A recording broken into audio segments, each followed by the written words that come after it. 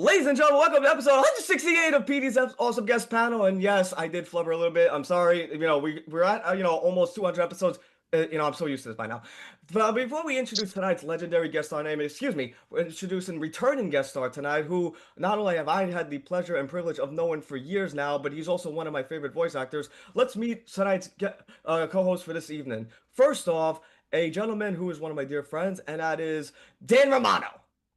Hey, Pete, thanks for having me. Glad to be here. And Justin, nice to meet you too.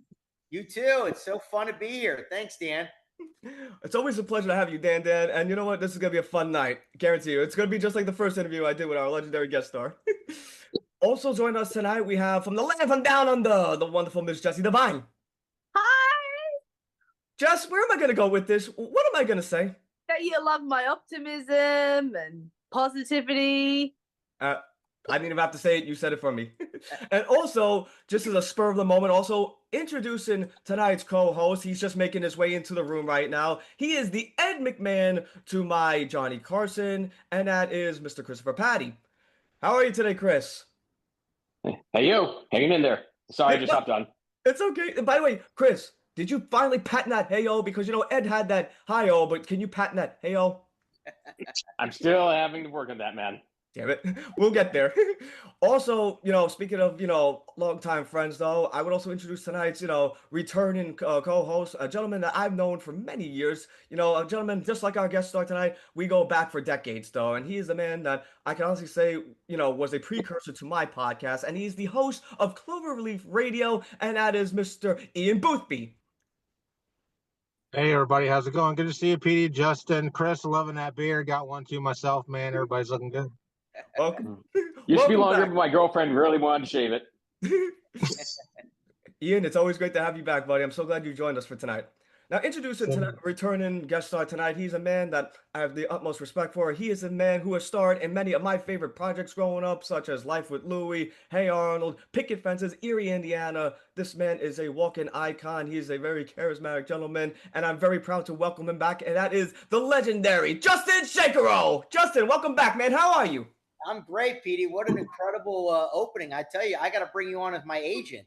I am fired up. I remember we had an amazing part one discussion a while back and getting into all the different shows, and the energy was amazing. And now, congratulations to you. You have all these incredible new co-hosts who are awesome. So I'm just fired up to be back on the show. Thanks for having me on. Thank you, sir. And you can see, I'm anticipating, I'm very happy to have my friends here. I always had the philosophy that I like to, if I'm having fun, I like to take my friends in for the fun. Share the wealth, Absolutely. That's great. And as you were saying right before we started, you got the full Herald attire going on. You got the jean jacket, with the half sleeves. You are ready to go. So I'm honored you dressed up for the part, and so great to meet all of your amazing co-hosts. Oh, we're going to have a fun night tonight. One of the first questions I have for you, and I forgot to ask you this on our first interview that we did, though, and can you describe a typical day on recording studios at the Hey Arnold set when you're recording with the gang? Yeah, absolutely. I mean, Hey Arnold was very unique in the sense that all of us would go in to record together, which was amazing. By the way, can you hear me okay? Oh, yeah, we can hear you. Okay, good. So typically when you do a voiceover or a cartoon, you go into the soundstage by yourself, you record your lines, and you leave. And typically you're there anywhere from 30 minutes to maybe 45 minutes, maybe an hour, if you have a big part in an episode. And you just read your lines. The director will give you some notes, and you do the best you can, and then you leave. What was great about Hey Arnold was they would bring us all in to record the script from top to bottom. And I think a lot of it had to do with the fact that we were kids. And so that Craig and the rest of the crew really thought they would get so much more out of our performances by actually having us read the script together, being able to bounce ideas back and forth, listen to each other, respond. And I think that was part of the magic of Hey Arnold. And we would go into the recording studio typically after school. So I think our call time was maybe 3:30 or 4 p.m. And we were there for 3 or 4 hours because there would be, 8, 10 of us in the recording studio. Each of us, I like to stand when I record for cartoons and for voiceover in general, because I feel like standing gives me more energy. But some people like to sit. So the amazing, wonderful engineer would come in, set up our microphones based on whether we were sitting or whether we were standing. We would all say our highs and catch up with each other. How was the week? And then we would read the script from line 1 on page 1 all the way to the end of the script. And that typically took, I don't know, 45 minutes to an hour. And Craig would stop us. Who directed the show most of the time. He was great. And he would give us little notes, and we would kind of have ideas, and they would record that. And then after we read that entire script episode, and we were kind of familiar with it and had some ideas and gotten some notes, we would then record it again. So we would read it from top to bottom a second time. And, I think that's when a lot of the juicy performances were made. So it was quite a kind of a very unique process where all of us were recording together. We'd all read the script from top to bottom, and it was awesome. It was really fun, and it was a fantastic, unique experience. One of the best shows, and you know what? It's just so awesome for you to say that, sir, because I want to ask you too, because before we get to Chris's first question here, I just got to ask you too, because on that episode, Stoop Kid, you have so many great episodes. Stoop Kid sticks out to me the most, and I'll tell you why.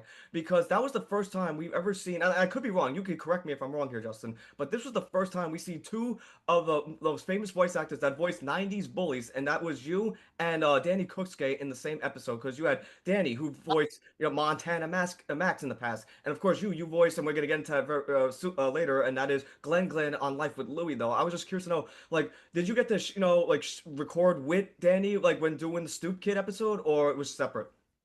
You know what, Petey? I wish I could remember and tell you. I think that we would have recorded together, because almost all the time, I mean, unless it was like, a couple times there was some pretty famous celebrities that were on the show, and they would go in and record at other times. I think Grandpa used to record on his own, and Grandpa is obviously Homer Simpson. Yeah, Dan Kaplan now. Who's a legend, incredible. But I think Danny recorded with us, but again, I can't tell you 100% because it was a little while back. Understandable. Chris, your first question. Did the show's creator, Craig Bartlett, work with the voice actors to develop their characters? To develop the characters, I think so. I'll tell you, Chris, of the audition process for myself. So I went in to read for Harold, and Craig was there, and they gave me I think they gave me like a 1 page, and on the page was a drawing of Harold that Craig had obviously done, and then a little synopsis describing Harold's character, and then, several lines to read. And I thought when I saw Harold and I heard that he was the school bully, I just kind of imagined myself getting bullied in school. I don't know, maybe you guys got bullied, or maybe you were the bully, but I got bullied. Same. Same here. Yeah. So we've been through it. And so I kind of thought, okay, what is my school bully like? And put my mind in the mindset of my school bully, and thought, yeah, my bully is tough and a little bit deeper and a little scarier. So I just naturally dropped my voice a bit and kind of added some gruff to it, and just started reading Harold as I envisioned Harold to be. And Craig seemed to really like it. We bounced ideas back and forth, and he was amazing to work with. And that's kind of how Harold came to be. In terms of the other characters, Chris, like Arnold and Gerald and, all the other ones, obviously, I know he and the rest of the team had a very strong vision, and I think the actors did too. So it was probably a combination. On a side note, what do you think is probably like what separates Harold from Glenn? Harold from Glenn. That's a good question. Harold, Harold really had a soft spot, and I think was a bit misunderstood. He obviously was dealing with his own insecurities, and as the series grew, we started to discover more about Harold's personality and what he was dealing with. Him being wanting to be a butcher, perhaps, and kind of the trouble that he got in, and the fact that maybe he wasn't so happy with himself, which is why he was picking on other people. But he really, really cared for them as friends. He had a big heart. Harold had a big heart. Glenn had a heart too, but I think he was a little scarier. Like if we put Glenn and Harold into a boxing match, I think Glenn would win. I think so. You probably give him enough noogie times, right, Justin? Right. Noogie time! Oh, Justin, even his Glenn's parents are scary. The mom screams and like the whole town is terrified of her, and the dad. Right. Glenn was scary. Glenn was scary. Actually, I don't know if we mentioned this, Petey, but it was one of the first times I ever did this, and it was really fun when we were doing. Sorry to switch over to Life with Louie real quick. Oh, no worries. When we were doing Life with Louie, I played Grunwald, who was Louie's best friend, and then I played Glenn, who was the bully. And in one of the scenes, Grunwald and Glenn have a dialogue with each other back to back to back to back to back, and that was really fun because I did one take where I read the whole page as Grunwald, and then I did the next take reading the whole page as Glenn. Let me say this too about about the characters though, like especially in Hey Arnold, you talk about character development though. Do you think that, and I want to get your opinion on this too, Justin, because season 2 we saw a lot of character development in Harold. Like he was changed from like the bully in season 1 like to like more of a sympathetic character in season 2. Was this done mainly as more out of pure character development for Harold, or because Turan's voice changed and that's why they had to introduce Wolfgang? It's a good question. I mean, I don't think it had to do with Torrin's voice changing. Okay. I mean, I'm not sure how many seasons did Torrin do. Torrin did as Arnold just season 1, and then I think Philip Van Dyke filled in for him for seasons 2 and 3, and then Spencer took over for season 4, and I think Alex Lynn, I think the brother of Sam, I think he also did the April Fool's episode. It was the brother of Sam Salata. Yeah, no, that's interesting. I didn't know that Torrin only did one season because he seems to be very affiliated with Arnold. And he was great. And Philip is a good buddy. I actually just saw him recently. Great actor too. I don't think it had anything to do with Torrin's voice changing.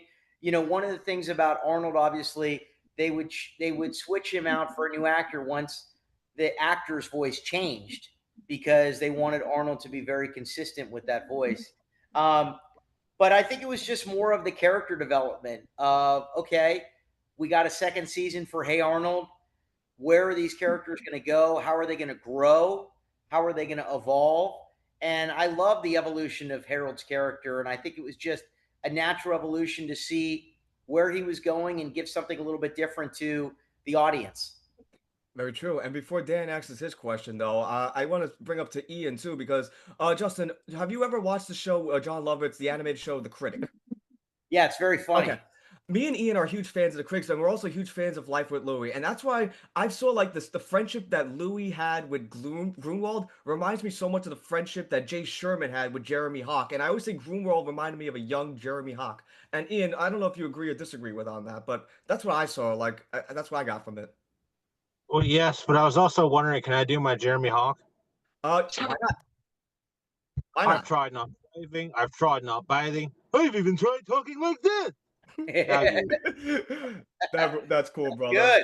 That's cool. Great. And I'm just going to compliment you before we get to Dan's question, too. It's ironic, too, Justin, that you always play these ogre bully characters, but you know what? You're a very good-looking man. Like, if anything, you're more like Grunwald, if anything, though. Like, because you're a very good-looking man, and you're playing all these ogre bullies. Yeah, it's funny. Well, first of all, thank you. That's a nice compliment. I don't know why I typically would play bully characters. I still play them. And I think, as an actor, it's kind of more fun, right?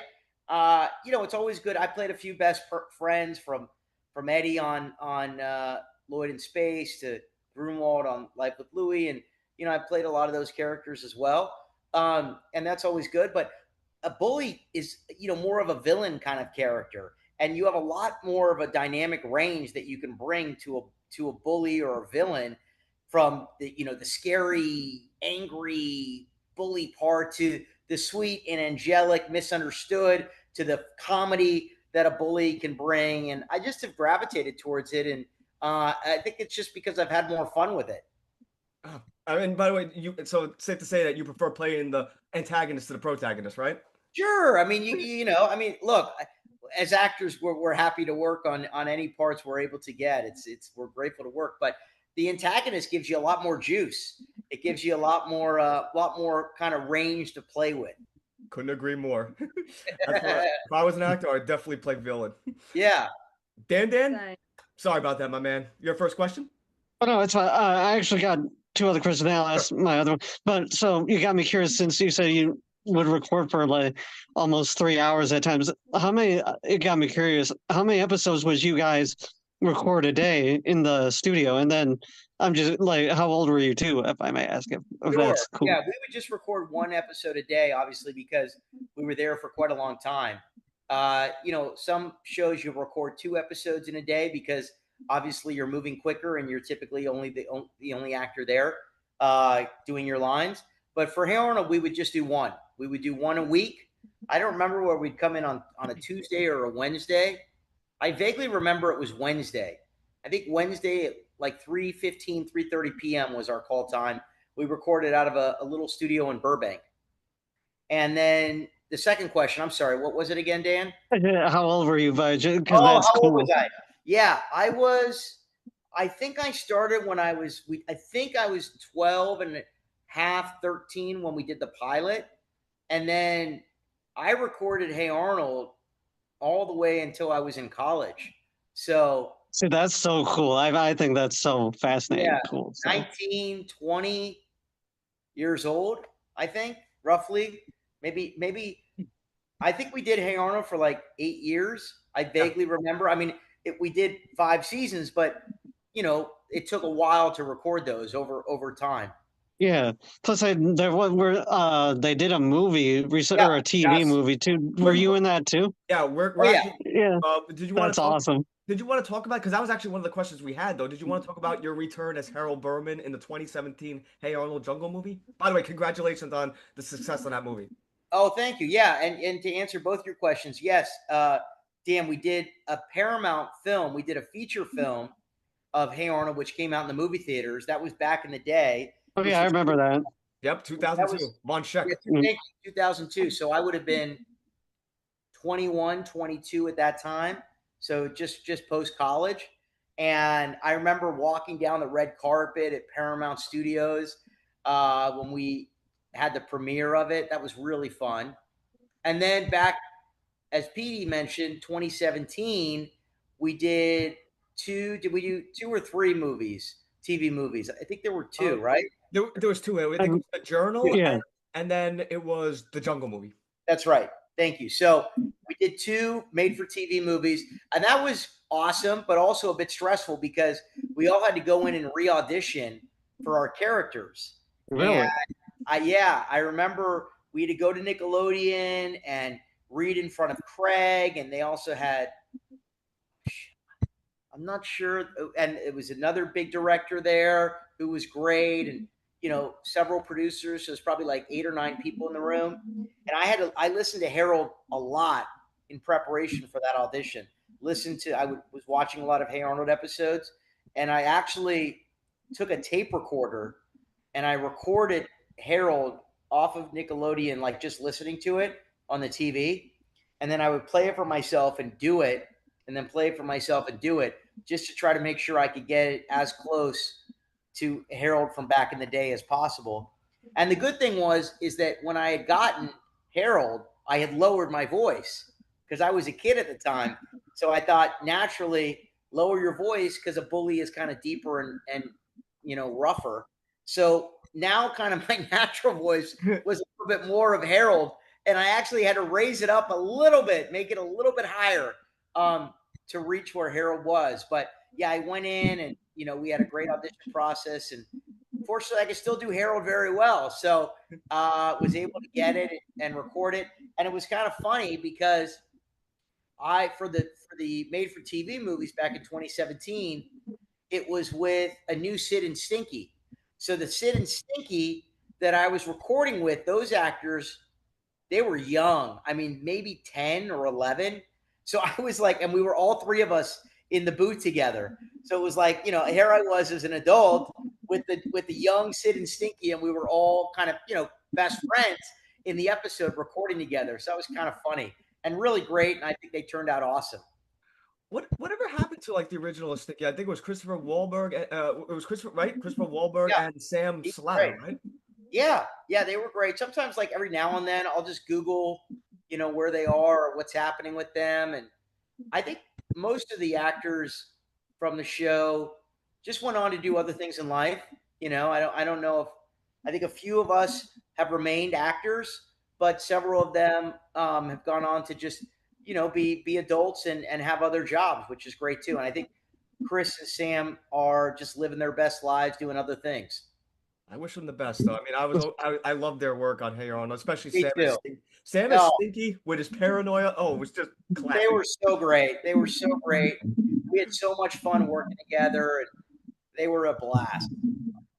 And also, another thing too, like a person you work really well with, and I've been trying to get her on the show for years, and that's Francesca. I thought you and Francesca were that you guys had great chemistry as Helga and Harold. Yeah, Franny was great. Franny's super talented, and hilarious, and she's gone on.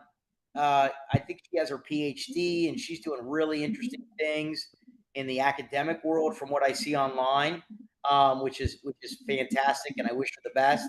Uh, but yeah, I agree with you. I think Harold and Franny. I mean Harold and Helga. We had a really funny dynamic relationship. She kind of bullied me. I kind of tried to bully her, but at the end of the day, I was afraid of her, which was funny. She's awesome. Did you ever see that episode, Justin, of I think it was Sabrina the Teenage Witch, and Francesca Franny played a goth girl in that episode. I thought it was hilarious because even like in live action stuff, she still played a badass. That's cool. By the way, I'm hearing some feedback from somebody. Are you hearing that too? I am. That's not me, right? No, I don't think so. I'm just Is wondering. that me? I don't know. Hopefully it's not me. I'm on my phone, but I If, don't know. if we're not chatting, maybe we just mute ourselves so we don't get that feedback. I am. Okay. We're gonna move on to the next question, though. Miss Divine, your first question. Okay. How did you develop Harold's personality and traits? And what inspirations did you draw from? Well, that's great, Miss Divine. First of all, it's so great that you're in Australia now. Yep. I've What always time- been self-born. That's what time of day is it there? You live in the future. Actually, one day ahead, but it's nearly 11:30 a.m. right now. 11:30 a.m. Wow, that's cool. It's 5:30 p.m. in LA. How cool. So I think I kind of answered that in the sense that when I saw the script that Craig had given me, I just kind of channeled the bully that I was dealing with at my middle school, who was kind of mean and would bully me and other kids in our school. So I just kind of channeled the bully, thought of just the terms of the character traits, just kind of tough and mean and scary, and just creating fear for those around the bully. And just whenever the bully would see somebody, just go full attack, just the claws out, so to speak. So that's kind of what I thought about, and those are the aspects that I wanted to bring to Harold. And then as I developed Harold more fully as a three-dimensional character, as we all are, what was Harold dealing with at home, in school, in his personal life, in his spiritual life, with his friends, what his aspirations were, and all of those things. And that's what I started to really write down and create. And the more I was able to read about Harold as well from the writers, it helped fully develop the character even further. And I think if you look at Harold from season 1 all the way to the end, he's grown a lot as a character, and that was really fun to be able to play and create. It's just a great show, and like it's so much character development in everyone on that show, though, from seasons 1 to 5, I believe there was 5 seasons, right, of the original series. Yeah.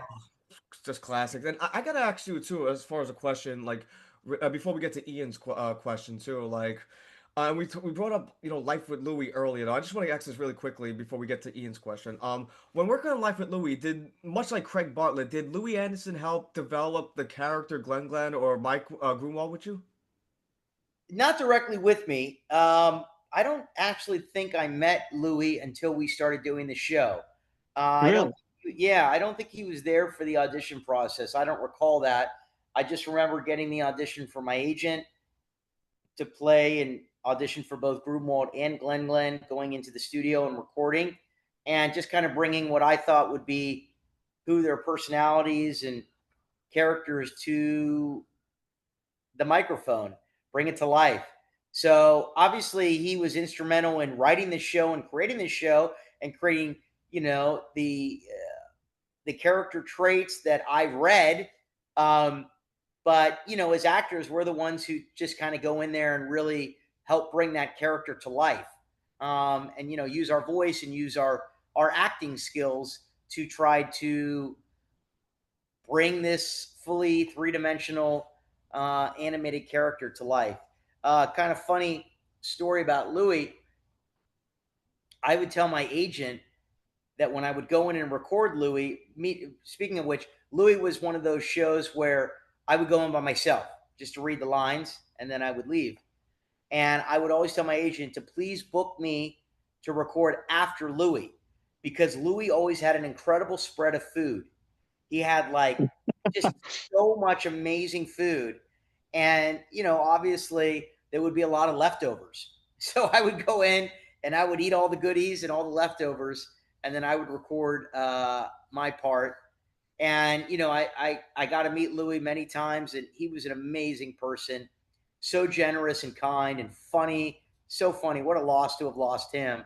But I know that was huge. I was sad when he died. That was like not him, like because it was like three in a row. It was Yes. Bob Saget, Yep. Gilbert Godfrey, and then Louis Anderson's like, what the heck, man? That Just was all legends. I agree. I totally agree. That was a real bummer. He was awesome. Great to work with, and I loved Life with Louis. I felt like we should have gotten many more seasons. I agree. That's a show that should have at least had, at least 6 seasons, at least. Yeah, I agree. Because, if you look at history, though, and I could be wrong on this, though, but the Flintstones was one of the longest, running cartoon primetime series before The Simpsons came, and I believe they ran from 1960 to 1966, full 6 years. The Flintstones, man, one of the greatest cartoons in the history of the world. I love the Flintstones. Me too. I love the Flintstones. Same. So Justin, It was the best. if you had to choose between the Hanna-Barbera Productions, Walt Disney, or the Warner Brothers, which are you taking? That's a brutal question. You can't put me in that position. Yeah. Brutal. Yeah. That's brutal. Now Sorry about that. I grew up voicing Hanna-Barbera cartoons when I was a kid. Probably started 8 or 9 working at Hanna-Barbera, which was in Burbank, and loved Hanna-Barbera. I mean, Hanna-Barbera goes way back, I mean, they were iconic. They're not around anymore, unfortunately, but loved working at Hanna-Barbera and all their cartoons. But in terms of like which ones I preferred, that's a toss-up. I mean, they were all so great. I can't pick one or the other, but I was blessed to work with all of them. In fact, just recently I found my Batman episode where I did, which was fun. A lot of people loved 90s Batman because it was pretty dark. It was so The good. animated series, yeah. Really good. So I had a fun part on that. But yeah, I can't. I wish I could give you a better answer of like this one's the best. But I love working on them all. Very cool. And R.I.P. Kevin Conroy, because Batman the Animated Series is one of my favorite Batmans of all time. Yeah, really good. Mine too. Ian, your first question, I apologize. No, you were good. I didn't want to say before I got into my question, I can agree with what Justin said about being the bad guy. As you know, P.F. spent years in pro wrestling. Of course, the heel. Being the baby face. I get But it. of course, Justin, what do you think sets Hey Arnold apart from other animated shows, and how do you think it influenced the world of animation? That's a great question, Ian. I think that Hey Arnold was a very unique show. It was very real and very authentic to how kids and families are. It didn't try to talk down to kids. It didn't try to pretend to everybody put on a happy face. It was real. I mean, there was some heavy duty subject matters that were happening in the show that I don't necessarily think we see nowadays. And I think we're pretty unique, I think that to me is really what kind of sets it apart, is that you had these characters who were fully developed and they were struggling with things. You know, they had their own struggles, their own difficulties, their own uh, hardships. I mean, Arnold didn't. We didn't know where his parents were, right? He lived with his grandparents. Um, you know, you could say there was some alcoholism in the show, kind of built in. Um, there was single parents. There was the grandparents. There was dynamics between the characters that were very real, and I don't think you saw that in cartoons then, and frankly, I don't think you really see it now. So I think that kids identified with that because they saw themselves in these characters. You know, whether it was one character or multiple characters, and that's really cool and very unique. And I think the writing was prolific. It was fantastic writing. And you know, to toot our horn, I think we did a pretty darn good job as actors, and we had a lot of fun.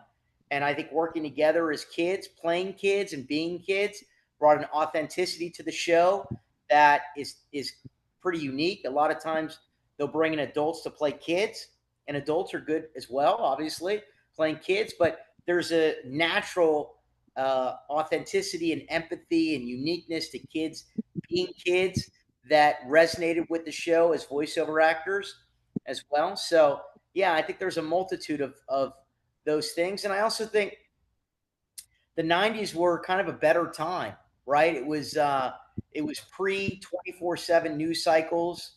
It was pre, you know, the iPhone, pre-internet. Saturday morning cartoons. Saturday morning cartoons, which were our faves, you know. So we were kind of in, I think, just the mindset of kids and people back in the 90s seemed to be a happier time, a more fun time, a more pleasant time. And now, obviously, we're just bombarded with stuff constantly that there's seems to be a lot of 90s nostalgia, which is great, of wanting to, you know, rekindle those moments from our childhood that made us happy. One nice thing though I will say about, like, because I completely agree technology wise in 24, so it's like why I try to escape all this, but like, or escape all that. But the one nice thing is it brought all of us together. So if I may say that, like, I'm glad, because I like, that's the thing. Like, it's cool to finally talk to you after all these years, after hearing your voice on TV and stuff like that. So You're right, Dan. that is the one cool thing about technology. That is, well, and there's obviously there's a lot of pros too. But you're right, it brings us all together, so that's fun. Yeah. But I completely agree on what you said about Hey Arnold, because it's true. Like, even when I was a kid, I had a couple women like Helga at the time, so I definitely relate to it on many levels. But you're completely right on the show, and like, that was the early days, man. Like, they weren't afraid to do stuff like that. Yeah. Like, they would, like, Fox. It makes sense why they wouldn't keep Louis on, because that's how they were back then. But when, like, hey, like, Nick wasn't afraid to play the risky stuff and, like, you know, try new things. So you're right, absolutely. And let me say this too, like regarding to the first clip though, like that, yeah, and I agree with you, like that would, you know, would never be accepted these days though. And I just want to say for the record too, like that clip, the first clip I showed you though, I wasn't laughing at the situation. I was laughing at, you know, Justin's absolutely flawless performance on how he did that scene though. I mean, oh yeah, no, I wasn't knocking you or I was just saying the scene. It's the writers that like that they couldn't do that. No, I'm just saying I would never condone such actions that, you know, Harold would do in reality, is what I'm saying. I don't want people to like dissect it and say, oh, he's, you know, like getting like, you know, thinking, okay, no, it was just Justin's performance is just excellent, and he just did it so fucking hilarious. Thank you. No, I'm sure people totally understand that. Absolutely. We have another question too. Jess, Mr. Vine, your next question. How did the experience of working on both the first 2002 movie and the 2017 Jungle movie compare to your time on the original series? That's a great question. You know, the 2002 movie was just very similar to us working on the show, because it was just kind of a long episode, to be candid, right? It was, the movie, I believe, was roughly about 90 minutes. So it was like an hour and a half. And then each one of our episodes was probably 22 minutes, if I'm right. I think so, somewhere around that time frame.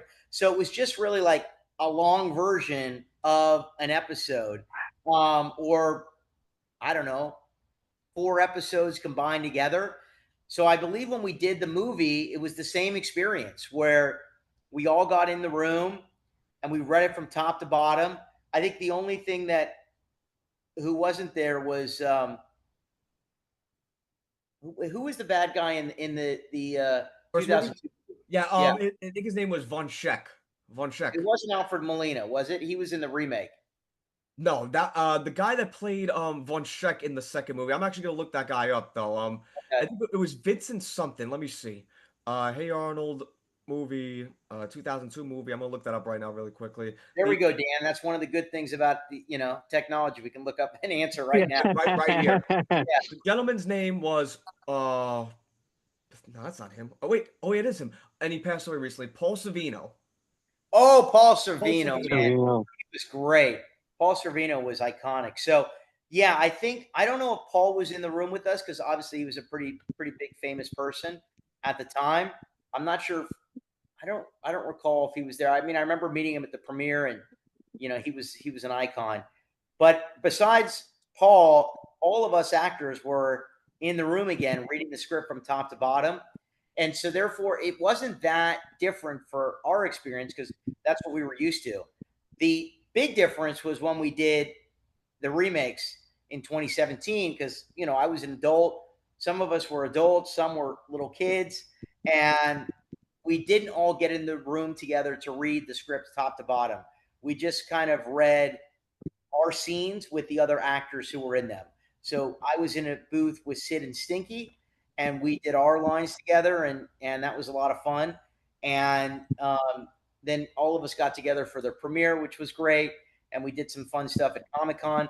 But that was quite different. And can you believe also too, Justin, we're coming on almost 8 years since that Jungle movie came out. It came out November 2017. That's crazy. And somebody was telling me, I think next year is our 30-year anniversary of Yes. Hey Arnold, right? Yep. How crazy is that? It is. I remember Hey Arnold started January 96, if I'm not mistaken. And I believe also they aired R.I.P. Michelle Trachtenberg, but I remember they showed the pilot episode, the first 8 minutes of the pilot of Hey Arnold in the movie theaters to promote like during the Harriet the Spy movie. Really? Yeah, summer of '96 or whenever Harriet the Spy came out, they aired it aired like an 8 minute preview of Hey Arnold, which was debuting, not that far off when the movie came out. Because Harriet the Spy I believe, was a Nickelodeon production movie. Right. Yeah. So did we come on in January of 96, or was it not till the summertime we came out? Let me take a look actually, because I remember that came out in January. I don't know if it was '96 or '97. I'm actually gonna look that right now. But I know we did Hey Arnold in 96. I just don't remember what month it was. Hey Arnold debuted October 7th, 1996. Okay, that's right, October 7th. So just this month, yeah. So it wasn't January. I made a mistake. It was 29-year anniversary. Next year's 30. Pretty wild. wild, and I still remember the first episode, Downtown as Fruits. It's great. And I remember too because you actually had three different roles in that episode. You were Harold, you were Iggy, and you were Stinky when he fainted. Was I really? Yeah. I believe one time you voiced Stinky. I don't know if it was that episode, but I remember. I don't know if it was you or Taran, but you guys voiced him when he fainted. Well, God bless you, Petey. You know more than I do. I was just a long time fan of the show, sir. That's awesome, man. That's awesome. I didn't know that. That's cool. Great show. And Ian, you had another question, right? Absolutely. Justin, you voiced the legendary Charlie Brown on more than one occasion. What's it like getting to voice such an iconic character? We all grew up with Charlie Brown. Oh yeah, Charlie Brown. I mean, what an iconic character. The Peanuts. Yeah, I think I did Charlie Brown for a year and a half to 2 years. I believe 91, or was it 89? I don't remember exactly the year. Year and a half, but it was great. I did the one of the Charlie Brown movies, Spring Vacation, I think is the name, or I'm messing that up, but hopefully a fan out there knows the exact name. And then the Get Met commercials for Charlie Brown. which were fun. Get met. It pays. I'll remember. I never forget the slogan. And no, Charlie Brown. I mean, it doesn't get more famous than Charlie Brown. So I feel pretty blessed to have been in the lineage of playing his voice. How did it feel to utter the words "good grief"? Good grief. Yeah. Didn't Classic.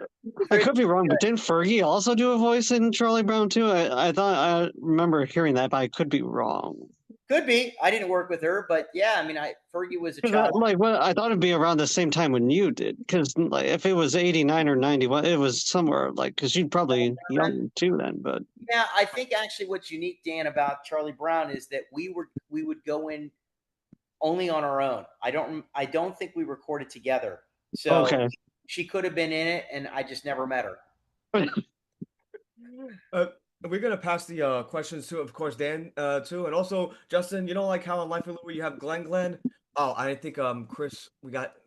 Sorry, I accidentally let him. I'm gonna let him back in again. You know, like how in Life of Louie you have Glenn. Well, I always call my friend Dan here Dan. So yeah. Nice. so Dan, your next question. Well, okay, sorry. Okay. What was it like recording Harold's bar mitzvah? Do you have any memories or thing with working with Rabbi Goldberg and David Wolf? Yeah, I mean they were fantastic actors, and that's definitely one of my favorite all time episodes for sure. Harold's Bar Mitzvah. And what's funny about it is I remember Craig coming to me and saying, "Hey, we want to write a Bar Mitzvah episode for Harold," and I had just had my Bar Mitzvah in real life several months before that, so it was kind of fresh for me, and I was like, "Oh my gosh, this is so cool!" And by the way, I don't think any animated character had ever had a bar mitzvah up until that point. And I don't know. I mean, maybe they've had one since, but I think it's still pretty unique, and definitely for the time. So it was quite cutting edge and really neat. I still have Jewish kids come up to me all the time, and be like, "Man, that resonated so much for me," which was pretty neat. But I remember I had done my bar mitzvah, and I didn't know that much Hebrew. I barely knew any, to be candid.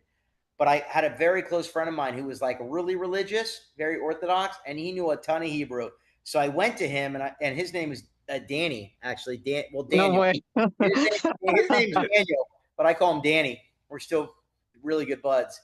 And I said, Danny, that the producers, writers asked me to come to them with some of the prayers that Harold would say when he's up on the stage and he's reading from the Torah. Can you give me some of those? Because I don't remember. So he gave me a bunch of prayers. I gave them to the writers. I recorded it in the voiceover studio. The episode comes out. Danny calls me immediately. Remember, we didn't have cell phones back then. We had landlines. Remember? Yeah. Oh yeah, touch-tone rotaries. Exactly. So Danny calls me, and I answer, and he's like, "Dude, I just watched the episode, and you said the wrong prayer. You said the prayer for wine when you were supposed to say the prayer for the Torah. That's insane." So just a little known fact, which is pretty funny. Now, did you get to work directly with Elliot Gould in this episode? Who played Rabbi Elliot Goldberg? Gould. Yeah, who is obviously an iconic actor, wonderful actor. Yeah, I was able to work with Elliot, who played the rabbi in it, and it was so great, so wonderful, so funny, and such a great actor. So that was awesome. Being able to work with him, opposite him, who's a giant of an actor, was really neat. Very cool. And we actually have a clip from. We're gonna show you that clip with David, what he said, who played your father Jerry on the show. We're gonna play that very soon, though. I just wanted to share. Is that someone? Am I echoing? I'm sorry. No, but I do hear like a little bit of noise, so maybe we mute if we're not talking. I remember another classic episode you did, Harold the Butcher, which also features Elliot Gould, though. And I remember verbatim, I'm going to use my Justin, I'm going to use your energy right now, Justin. I'm going to use the Justin Shenkarow energy right now to say this entire scene. And this is the one where Harold stole a ham. Yep. From the butcher shop, from Mr. Green's butcher shop. And I remember Elliot Gould in this line. I'm going to be you and him at the same time. It was basically Elliot going, Harold, I'm disturbed about two things. One, you stole. Thou shalt not steal. And you're like, but I was hungry, Rabbi Goldberg. And he says, and second, and most importantly, you stole a ham. Ham is not kosher. We haven't had kosher for 5,000 years, and we don't need to start right now. Bravo, bravo. That was I just great. love that scene so much. I thought you guys put so much heart and energy to it. It just sticks out. It doesn't even feel like a real scene. It feels like just two people just talking. Like it just feels like a kid really apologizing to like an Yeah. adult. Yeah, you're right. You're totally right. That was such a great episode. So fun, so funny. And I loved it. It's one of my favorites. Now we got a clip. Now I interviewed David Wall, who voiced Principal Wards and Jerry Berman on the show, and I had him on the show 3 years ago. When I asked him about that specific episode, this is his response and working with you, and I just want to get your response to this video. So let me know when everyone sees it, and I'm going to share the second video, which features David as a guest star on the show from 3 years ago. So this was David Wall, pardon me, on the show 3 years ago. Can everyone see? Yeah. Let's see. Okay. Yeah. Here we go. Many episodes of Hey Arnold. Did you have a favorite episode? For me, I loved Harold's bar mitzvah because it had yourself, it had Justin Shenkarow, it featured the great Elliot Gould.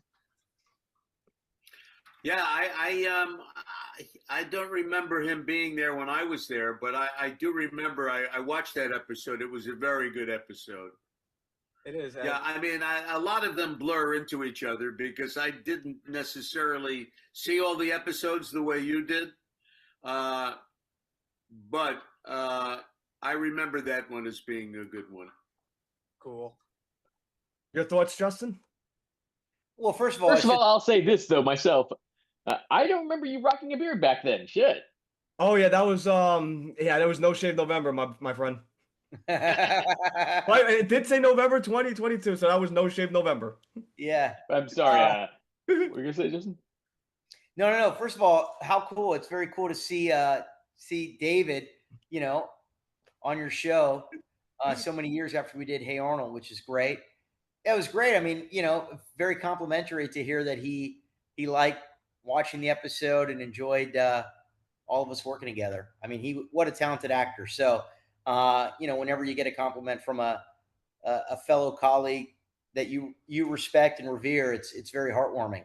Of course, and I will say this too, and I was telling him, and that we didn't show this clip because it was a very short answer though, but I brought up the episode Fishing Trip, and this was another great episode you were in because this featured all the boys and their fathers / grandfathers, and this also featured the episode not only the legendary monkey Davy Jones, but it also features you giving this incredible diatribe that is very similar to what Beavis cut in Beavis and Butthead Do America, the speech We Will Never Score. And this was the speech, Justin, that you gave in the camping trip where it was like, I'll tell you a scary story. One night, a bunch of boys and their fathers and their grandfathers went camping. And what happened? You know what happened to them on the first day? They got all their food and all their equipment stolen by nights and overnights. So what happened next? We had to use cans of bees. And we kept farting. Sure, it was funny at first, but then it just stank and it became all horrible. So I just thought your diatribe in that scene was just excellent. Like, thank you. Nailed it. That's awesome, man. Thank you. How fun.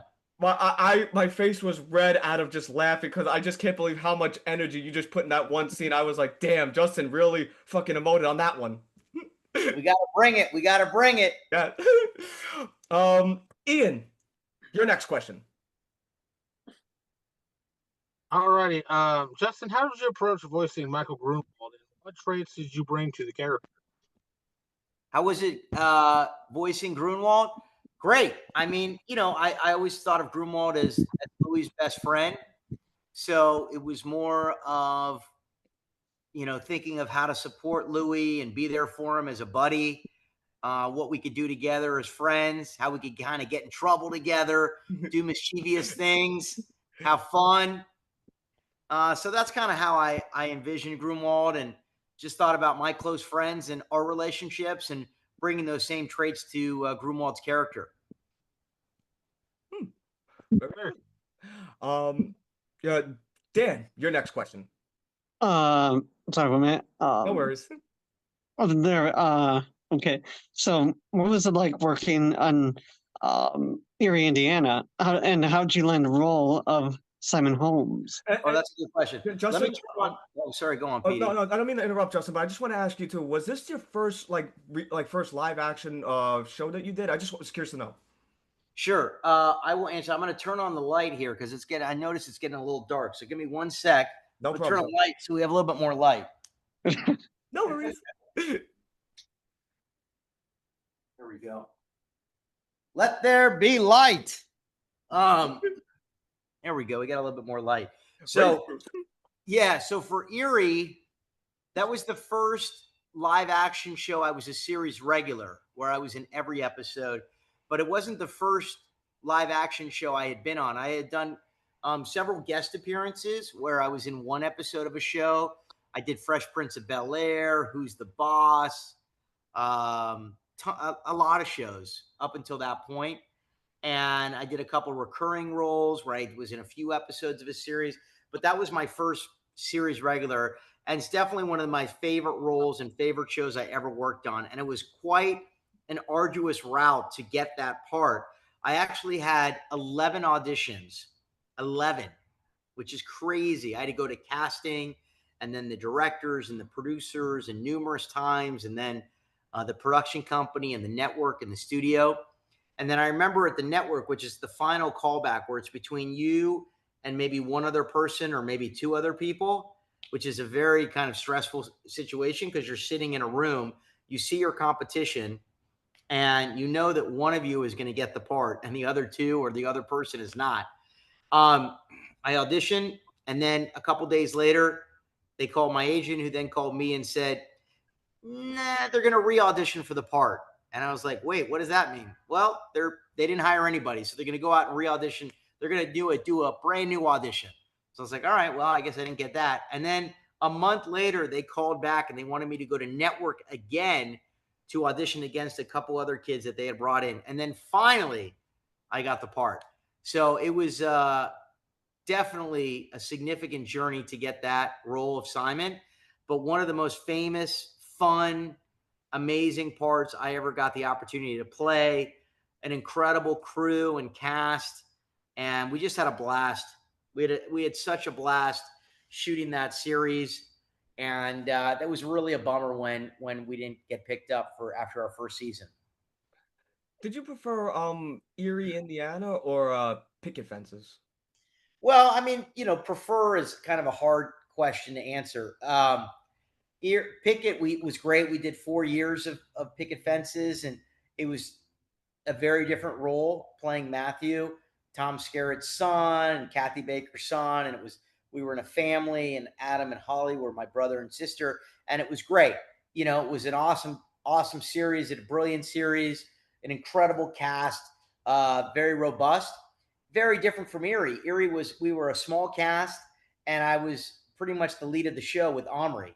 Where in Picket Fences, it was very much more of an ensemble piece. So I can't say which one I preferred, but they were both wonderful series to work on. And you were a legend on both shows that you nailed, sir. Oh, thank you, brother. Really quick, you got me thinking, would you get, hate to do another preferred question, but do you prefer voice acting or live action? Good question. I mean, they're both great. Again, each one of them has pros, and I love working on live action series, and I love doing voiceover. Obviously, for voiceover, you don't go through hair and makeup, you don't have wardrobe. You show up there, you do your part, and you typically leave, and it's great. You get to bring all of the juicy stuff that you created for the character to life. But in live action, you're there on set, which is a fun experience with a bunch of other creatives, and you could be there for a day or a week or however long it takes to shoot it. So very, very different. Love them both. Let me ask you about Erie, Indiana, though. How would you say that Erie, Indiana influenced your career later on, whether it's live action, animated, or both? Well, I think Erie touched a lot of people in terms of just being such a great show, way ahead of its time. And they gave me a lot of great, juicy, meaty roles to play in episodes. So it was very helpful for me in terms of just exposure. And David Kelly, who I believe was a big fan of Erie, Indiana, saw me on the show and then brought me into audition for Picket Fences. And I think for Picket Fences, I had maybe 2 or 3 auditions, so much less than Erie. And I was able to book that part, which was great. So it was very influential in terms of starting off the success of my career at an early age, because I was one of the leads and I had such great characters and parts to play, and still, there's many fans of the series. It's kind of become a cult hit. It inspired a lot of wonderful writers and producers. I mean, it inspired Stranger Things. It inspired Supernatural. Inspired a lot of Gravity Falls. A lot of series and a lot of creatives in the business loved Erie, and it inspired them to write or direct or act. So it's neat to have been part of that series. Really neat. And you know what? I wanted to piggyback too off of Life with Louie though. I just wanted to ask you too, because you worked directly with with Louis Anderson, like on the show. When you had him on the like when you worked with him on the show though, can I ask you what lessons or teachings did you learn from Louis Anderson during your time on Life with Louie? Like as in regards to voice acting or acting as a whole, or just life lessons? That's a good question. I would say probably the biggest takeaways were be professional. He was always a wonderful guy, very endearing and kind to everybody, always on time, and performed at a very high level. Obviously, had been a very successful stand up to that point and had a prolific career. So those are probably my biggest takeaways. And just always try to find the humor, find the comedy in a moment, try to figure out, how to kind of spin something or play the opposite of something to find the comedy, because that can really be fun and unique. Totally agree. And I got a quick question to ask you too, Justin, because much like Louis, though, I have an appetite for food and I love food and I love to eat. And this is a question I should have asked you on our first interview, and it's not a question I came up with until later on in the show, and that is the catering scene question. And I know, and I'm going to say this too, whenever I'm not fasting until dinner time, I am an absolute foodie. And I know you worked on so many production companies, voice acting and live action as a whole. So, which company had the best catering company, and what was your favorite meal in catering? Wow, that's a good question. Um, Erie, Indiana's pilot, the first episode, the pilot episode of a series, right, is the first episode, and then the network decides whether or not you're going to get picked up for a season. The pilot episode of Erie, Indiana was the Tupperware episode. I don't know if you ever saw that, where the mom froze her twins in Tupperware so they wouldn't age. It's a really fun episode. It's pretty iconic, and that first episode had an amazing craft service, and the caterer was sensational. I just remember the food. We had sushi, we had smoothies, we had brisket sandwiches. We had such good food. It was awesome. And that was definitely, for me, the greatest food experience I've ever had on set. Beautiful, just beautiful, and I can't imagine when you did the episode Harold the Butcher. How did you not think of food though? Because if I was doing an episode that was food related, I could not stop thinking about it. You're right. I definitely did. I think, you know, when we were doing Hey Arnold, they had like a simple craft service table set up, pretty low key, nothing extravagant, but just like some snacks for kids after school. But you're right. I definitely was thinking about food all the time. I like you, Petey. I love food. Love it. Probably a little too much, unfortunately, for myself. But yeah, but no, I'm a foodie and I love it as well. Well, bless your wonderful heart, sir. um, Chris, your next question for legendary Justin Shenkarow. Am I doing 10 or 12? Whatever you want. Pick any question you want. No picks. There's no particular order. What do you think the Hey Arnold Jungle movie brings to the franchise, and how does it wrap up the loose ends and provide, a satisfying conclusion to the original series? And why or why not? Good stuff, Chris. Well, first of all, I think it's great to have given the fans back additional Hey Arnold content. We were fighting for season 6, and we were never able to get season 6, but at least Nickelodeon gave us a couple TV movies of the week, which was awesome. And so fun to bring the gang back together and introduce some new characters. But I think more important than anything is we found out where Arnold's parents were this entire time. And he was able to rekindle that relationship and find them. So I think it's, a big question that that a lot of the Hey Arnold fans had. You know, where were his parents? And we were able to finally find them. And I think that was just great to be able to give the fans that. Beautifully said. And Justin, I gotta before I ask my next question though, I just want to actually thank you too, because when I first started my show in 2020 though, you were actually one of the first people that helped me, like as far as guest stars coming on the show. So I just want to give my thanks for that, for helping me get on the ground floor to start this and reach almost 200 episodes. Absolutely, I was happy to, Petey, and congrats for staying on the journey and continuing to do it 5 years later. That's a huge win, and congrats to you. Journalism and interviewing like people is one of my passions, Justin. It's just something I love doing though. Like I always said, three of my favorite journalists, and my friend Dan is gonna know this reference too. Three of my favorite journalists of all time will be Walter Cronkite, Gene Shalit, and Cassidy Cornell. And on the last one, my friend Dan gets the reference that it's actually a Power Ranger character, but she's a fictional journalist. I do want to ask you though, we've talked about your favorite episodes of Hey Arnold. I'm curious to know, what were some episodes that you particularly didn't care for, like that were some of your least favorites, if you have any? I don't have any least favorites. I like them all. Sorry. I can tell you right now, there's just three episodes. I wouldn't say I hate them, but they're just very hard for me to watch because I feel bad for Arnold at the end. And one is Arnold betrays Iggy. With the bunny pajamas, where the whole bunny pajamas, oh, he ratted on Iggy, so now Arnold has to wear it in front of the entire crowd, that bunny pajamas. I just felt so bad for Arnold in that episode. The other one was Parents' Day, because I just found that episode just too sad because I mean, Justin, you recorded that episode. It was, I think it was everyone in that episode too. It was your parents, it was, Philip Van Dyke's, it was everyone's in that particular episode. So it was like an all-star cast. Yep. And what was your third least favorite? Married. The episode Married. What happened in that one? They had a Rhonda, Olivia Hack, where she played Rhonda Lloyd. She created this thing, like that fortune telling crap where you could do that Yeah. thing. That thing was like, who are you gonna marry? Turned out Arnold was gonna be with Harold. I mean, I'm sorry, Arnold was gonna be with Helga. Pardon me. And Harold was gonna be with, I think, Rhonda.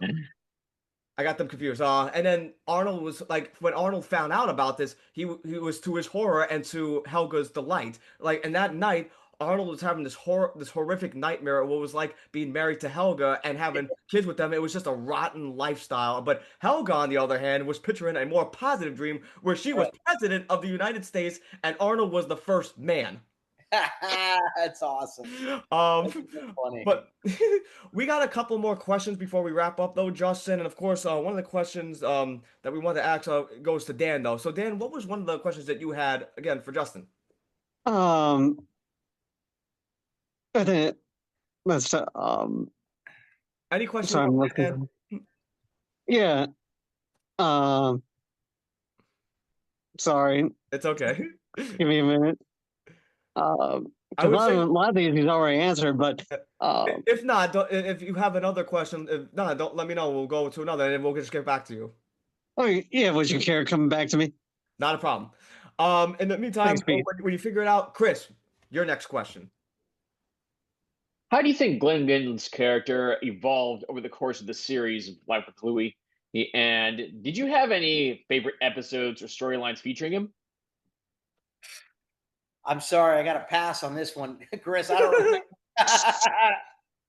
It goes far back. I don't remember the evolution of Glenn's character, but I mean, I love playing him, and I do not recall which one is my favorite episode of his.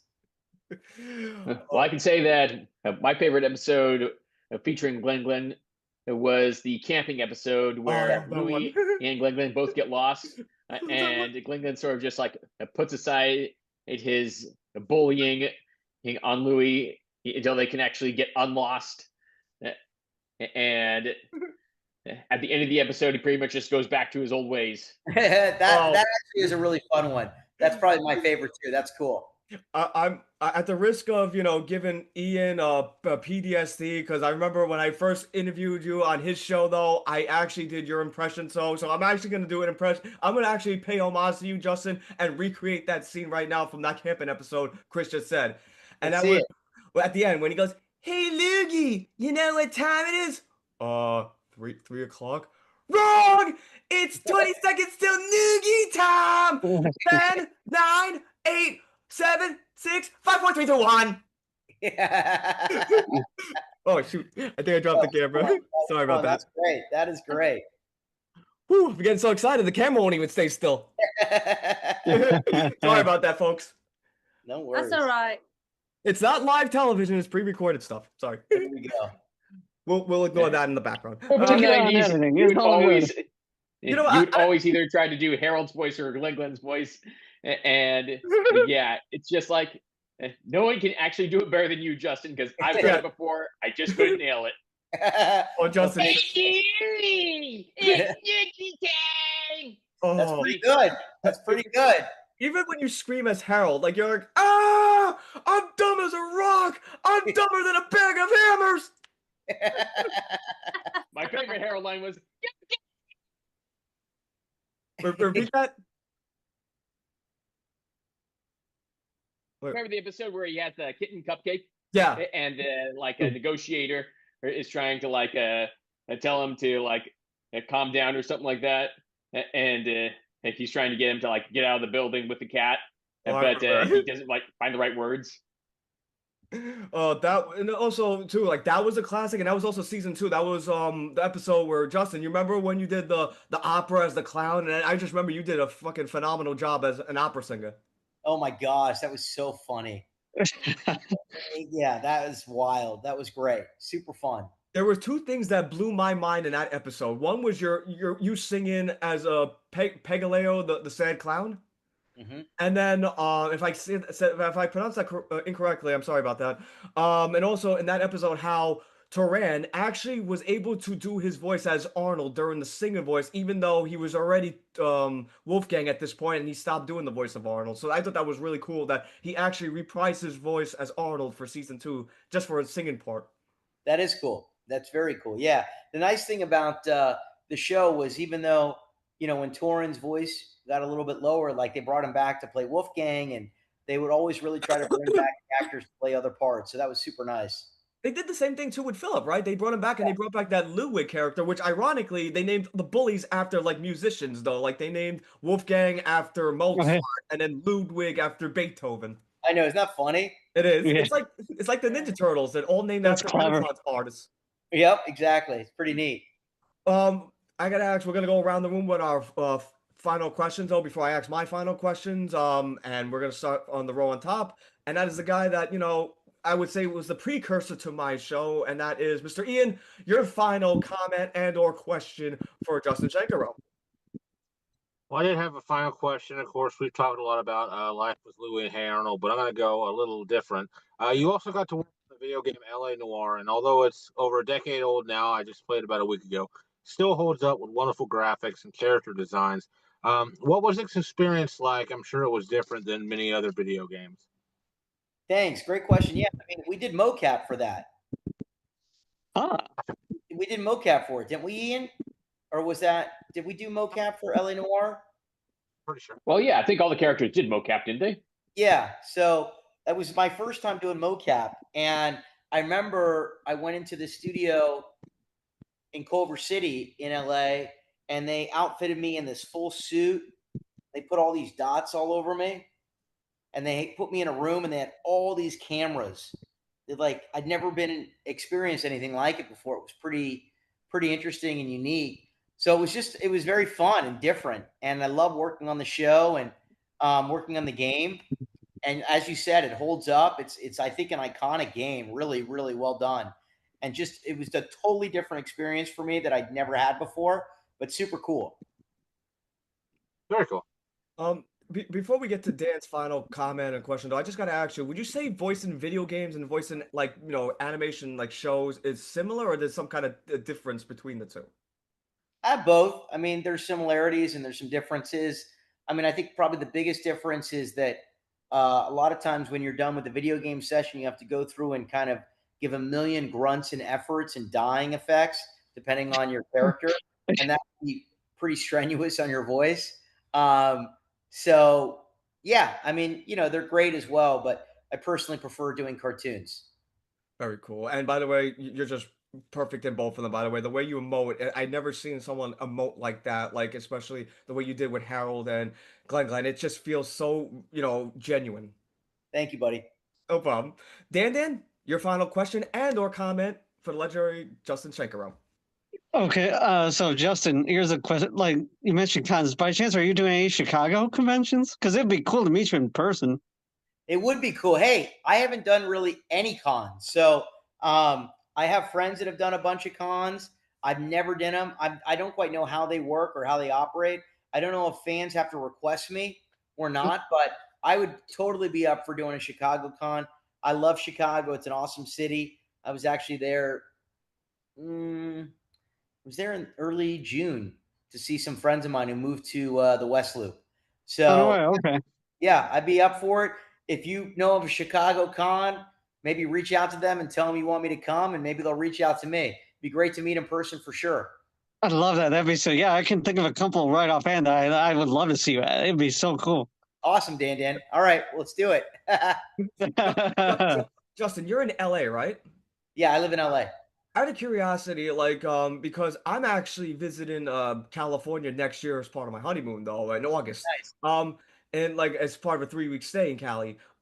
Any chance we can possibly like meet up, like, because I'll be in like the Pasadena slash, like I'll be all over Cali that 3 weeks, but Pasadena and LA is definitely spots I'll be in. Yeah, we'll set it. We'll have coffee.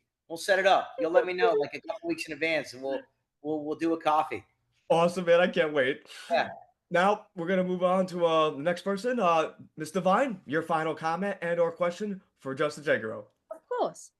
What lessons have you learned / taken with you during your entire professional career as both a voiceover artist and actor? That's a great question.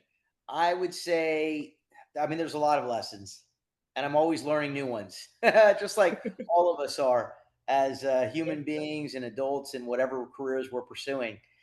Just continue fighting the good fight. Continue fighting. Continue showing up. Continue following your passion and doing it.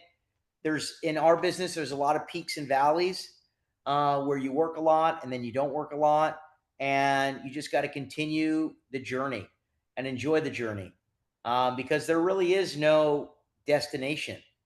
I just won an Emmy a couple weeks ago for a show that I created called Bronx Buds, which is great. That's awesome. Congratulations. Thank you. Congrats, Thank you. Which was great. And it's part of the journey. It's like I won that night and it was amazing. And it's been, fabulous to have that. And it's a real honor and a validation for the project. But at the same time, it's part of the journey. I never thought, oh, wow, win an Emmy. And then what are you going to do? Stop working? No, you continue. As artists, we're always learning and growing.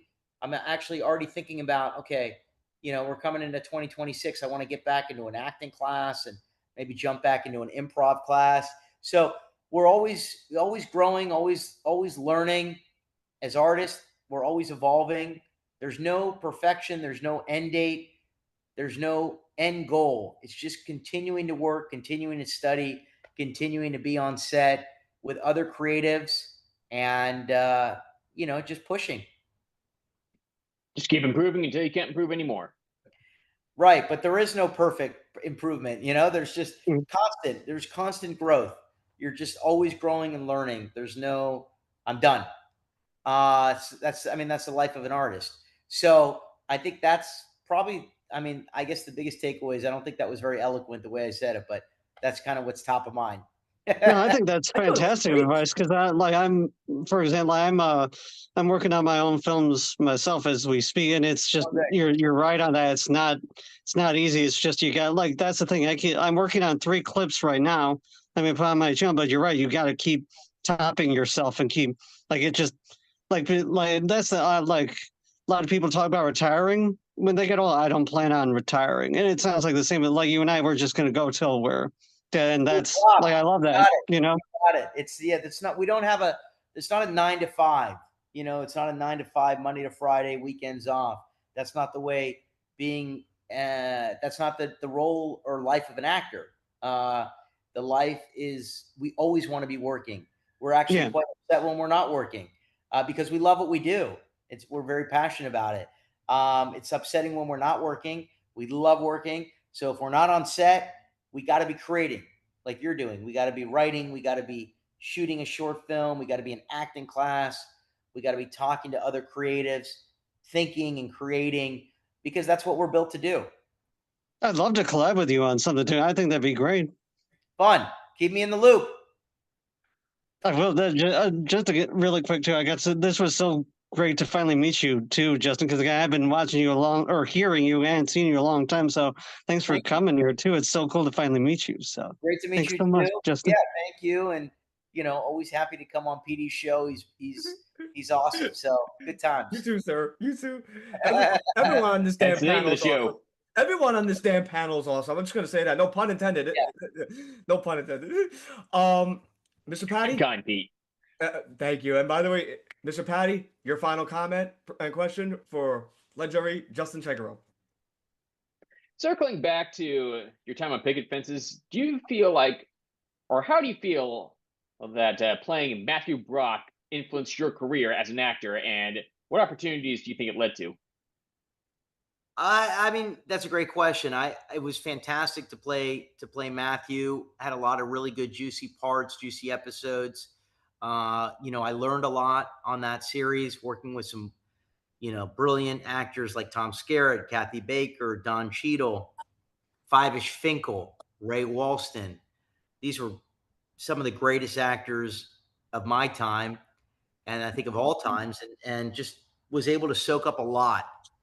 I think as an actor, you learn a ton when you're on set working with other great actors and great directors. Got to work with some fantastic directors. So I think there was a lot of growth for me as an actor on that show. And that was really meaningful. And I think that opened up opportunities to do film and other television shows. So I would say those are probably the biggest takeaways. No. Awesome. The question before I get to my final comment too, Justin, I have two final questions I want to ask you too. And one of them, we talked about this throughout the entire night too. I just want to get your thoughts on the impact that the Hey Arnold franchise has caused on both old and new generation of fans, nearly 30 years after its initial release. I mean, because the franchise has impacted so many older generation fans like myself, like Ian, like Dan, Jesse, and Chris. So I just want to get your impact on how it, your reaction on it, how it impacted both the old and new fans. The impact on it, I think the impact is tremendous. I think it's very meaningful, as we talked about earlier. Nostalgia is so prevalent in our culture now, and I'm nostalgic for that era, and I miss that era, and I love that era, and I had the privilege of living that era as a kid and also working on Hey Arnold and other projects at the time. So I kind of have a little bit of just joy of the work that I was able to do with other folks, and also the time period of the snacks and the TV shows and the cartoons and Saturday morning cartoons. So I think it has a huge impact for us that grew up in the 90s. And then, of course, the new generation who were able to see Hey Arnold. A lot of great fans out there who've got kids who have introduced Hey Arnold to them, and they love the show, and that's really neat to hear from the fans and their kids about the impact it's had for them. So I'm very grateful to have been part of the series.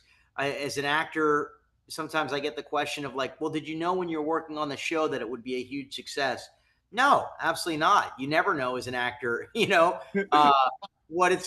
how the show is going to do, if it's going to get picked up, if you're still going to remain on the show or they're going to replace you.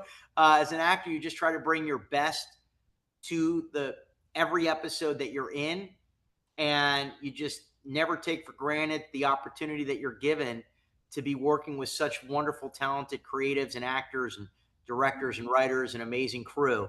So I'm blessed to have been part of that show, and blessed to be chatting with all of you and continue to talk about Hey Arnold and all the fun projects that I worked on in the 90s and still get the opportunity to work on now.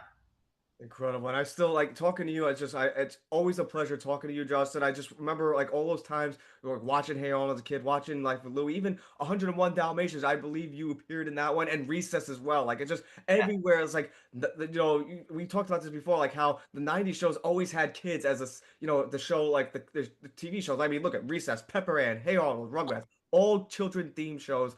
And they conveyed a message through those characters. And I just thought that was what personified the 90s.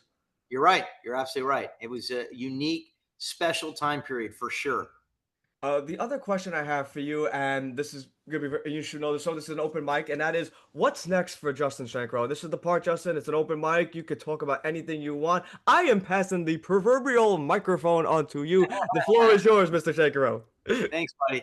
Well, I love working on Spidey and His Amazing Friends. It's an incredible series on Disney Plus.